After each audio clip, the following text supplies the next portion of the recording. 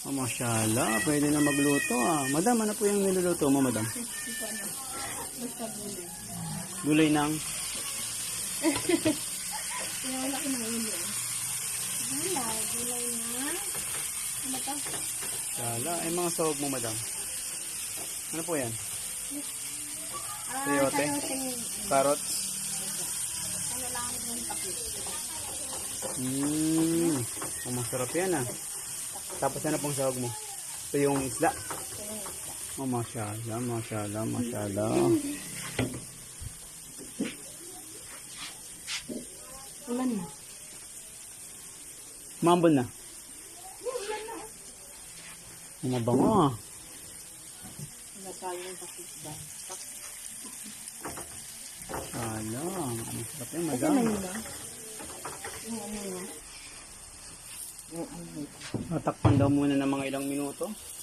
Yung isang magkatas. Tapos ilalagay na natin tong Itong vegetable. sayoting vegetable. Mashallah. Ayan na po, inalagay na po ang Mas marami pa yung ano. malapit na sahog. Yung malaki pa yung Sobrang laki ng kawali namin kaya pinagkasya na lang. Magkano ang mga nagkasamasahog, isda?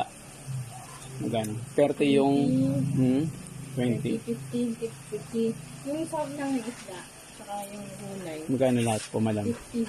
56 na yun. Then, yung asin, bumili na ako ng 1 kilo. At,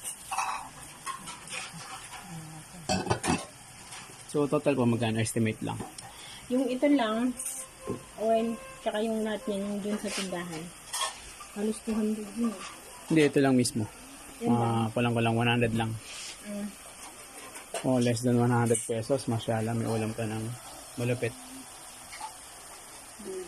Gulay with Carrots magkano? sahog with anong sahog niya? Ito yung isda. Mashallah. Umayang konti. Yun na. Umayang konti. Luto na yan. Mashallah.